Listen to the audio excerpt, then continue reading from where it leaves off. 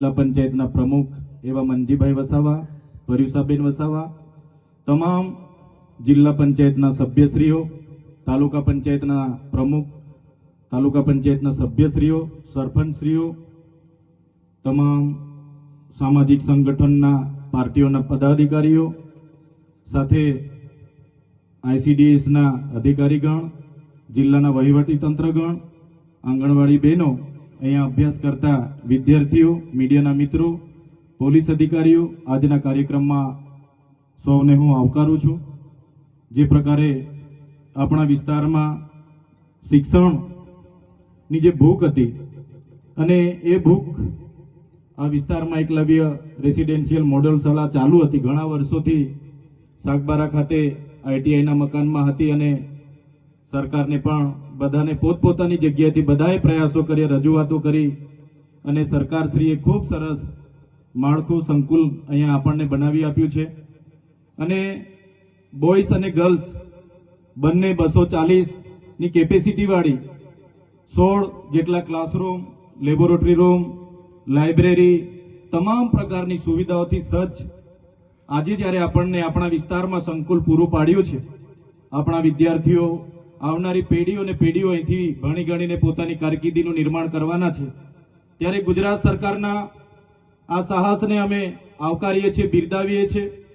સાથે સાથે આપણી મધ્યે આજના આ પ્રસંગે ખુદ આદિજાતિના મિનિસ્ટર સાહેબ, મંત્રી સાહેબ ઉપસ્થિત છે, ત્યારે એમને પણ આપણે આવકારીએ છીએ. આગળ જ્યારે એમને મંત્રી પદ મળ્યું, મંત્રી થયા એના બાદ હું એમની સાથે રૂબરૂ 2 વખત મળ્યો. જઈએ છે, અમને પણ આવકારે છે, બેસાડે છે, સાંભળે છે. જે પણ આ વિસ્તારના પ્રશ્નો હોય, મેં શરૂઆતની મુલાકાત મંત્રી સાહેબ સાથે જે પોસ્ટ મેટ્રિક શિષ્યવૃત્તિની યોજના હતી 28/10/2024 એક પરિપત્ર બહાર પાડીને એને જે પણ લોકો વેકેન્ટ કોટામાં હોય, મેનેજમેન્ટ કોટામાં હોય, એમના માટે બંધ કરી હતી. ફરી એકવાર પરિપત્ર જૂનની 24મીએ થયો, પુનઃ ચાલુ કરવાની, બહાલી કરવાની સરકારે જાહેરાત તો કરી, પણ એ પેન્ડિંગ હતી. જ્યારે મંત્રી સાહેબે નવા શપથ લીધા, અમે ત્યાં વિદ્યાર્થીઓ સાથે બિરસા મુંડા ભવને ગયા. બિરસા મુંડા ભવનથી ફરી અમે આગેવાનોને સાથે રાખીને મંત્રી સાહેબને મળવા ગયા, એમને ધ્યાન દોર્યું. અને મંત્રી સાહેબે અમે કીધું, સાહેબ અમે 15 દિવસ પછી આ ના થાય તો પાછું અમારે અહીંયા આવીને રચનાત્મક કાર્યક્રમો આપવા પડશે. પણ મંત્રી સાહેબે કીધું કે 15 દિવસ ના થાય, તમને આવું ના પડે એવી અમારી મહેનત છે, અમે આગળ પ્રયાસો કરીશું. અને એમણે 15 દિવસ પહેલા જ એમણે પ્રેસ વાર્તા કરીને મોટી રકમ એવી 460 કરોડ આપણા બાળકોની શિષ્યવૃત્તિ બંધ કરી. ત્યારે એ નિર્ણય અમે લીધો. એમનું જેવું પ્રેસ કોન્ફરન્સ થયું અને સમાચારના માધ્યમોથી મને જાણવા મળ્યું, ભલે અમે અલગ વિચારધારા, અલગ પાર્ટીમાં હોઈએ, પણ મંત્રીશ્રીના પ્રેસ કોન્ફરન્સને 1 જ કલાક પછી મેં મંત્રીશ્રીના નિર્ણયને આવકાર્યો, એમનું સમર્થન કર્યું કે જે પણ અમારા નરેશભાઈ પટેલ સાહેબે જે નિર્ણય અમારા બાળકોના ભવિષ્ય માટે લીધો છે એમને હું આવકારું છું. અને અમે ખુલ્લામાં એમને સમર્થન કર્યું છું. ત્યારે મંત્રી સાહેબનો પણ બધાના પ્રયાસો હતા, સાંસદશ્રીઓના હતા, ધારાસભ્યશ્રીઓના ધ્યાને રાખીને એમણે કર્યું. ત્યારે અમે એમના નિર્ણયને જાહેરમાં આવકાર્યો હતો અને એમને સમર્થન પણ કર્યું હતું. બીજા 3-4 મુદ્દે પણ અમે એમને બીજી વાર પણ મળ્યા હતા. સાહેબને તે પણ યાદ છે કે બીજી વાર પણ અમે મળ્યા હતા.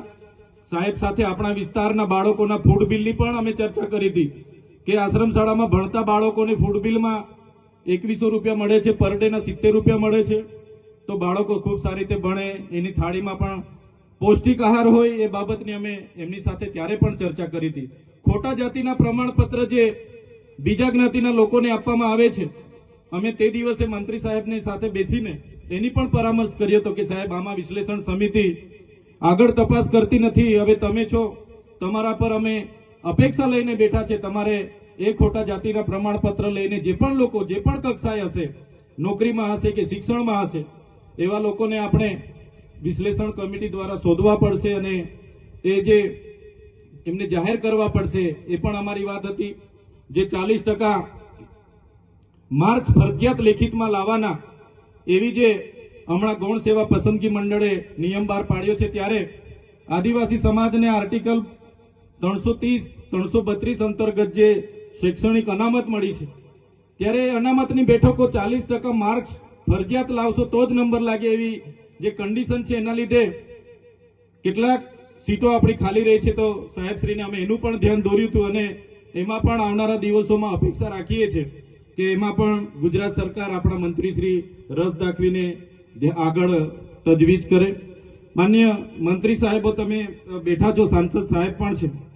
સાહેબ આટલો મોટો મારા વિસ્તારમાં કાર્યક્રમ છે, કલેક્ટર સાહેબ, પ્રાંત સાહેબ અને પ્રાયોજનાજી, શર્માજી, હું અહીંનો ધારાસભ્ય છું ભાઈ. મને કેમ કોઈ ફોન બી નહીં કર્યો, પત્રિકા નહીં, જાણ નહીં, ખુલાસો કરો.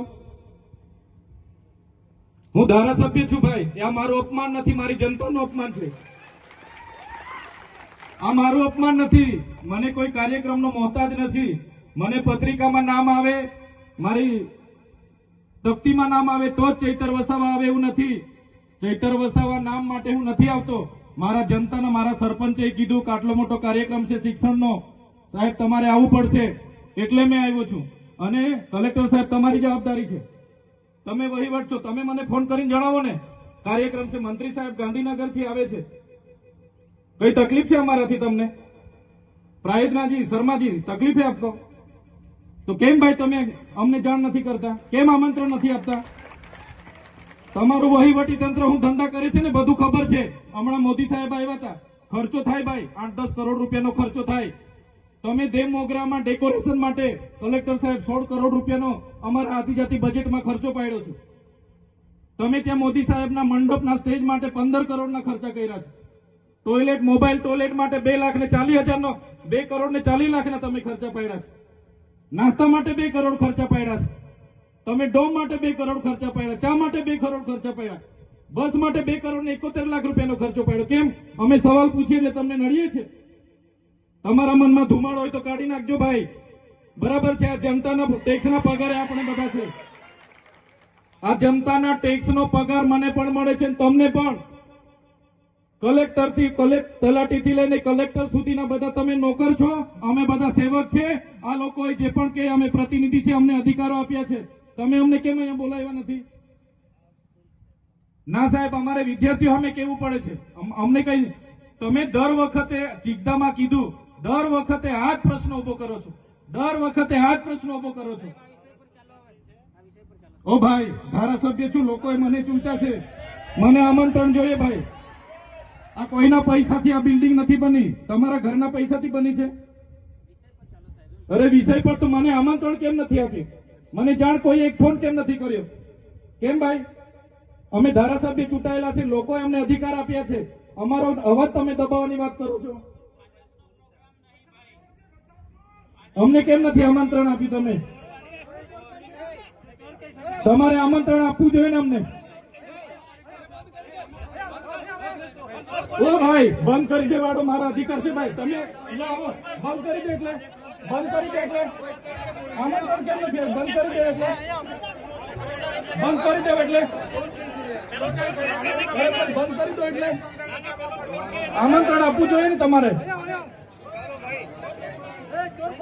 અમને તમે આમંત્રણ કેમ નથી આપ્યું ભાઈ? અમે ચૂંટાયેલા ધારાસભ્ય છે, અમને એક ફોન કોઈનો આવ્યો નથી. કલેક્ટર સાહેબની જવાબદારી છે. આ કોઈના કમલમના પૈસાથી આ બિલ્ડિંગ નથી બન્યું ભાઈ. કોઈ તો પછી પણ સાહેબ અમે તમારી રિસ્પેક્ટ કરીએ છીએ સાહેબ, ને દરેક સરકારના કાર્યક્રમમાં હું હાજર રહું છું.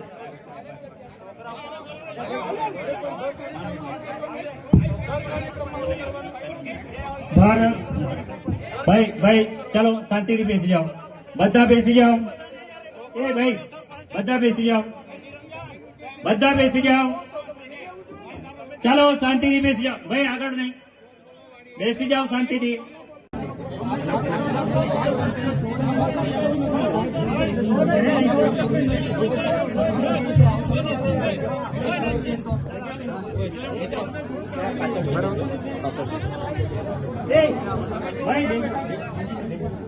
હાલો, આપણે શાંતિ રાખીએ છીએ ભાઈ. આ શિક્ષણ એ બધા માટે જરૂરી છે.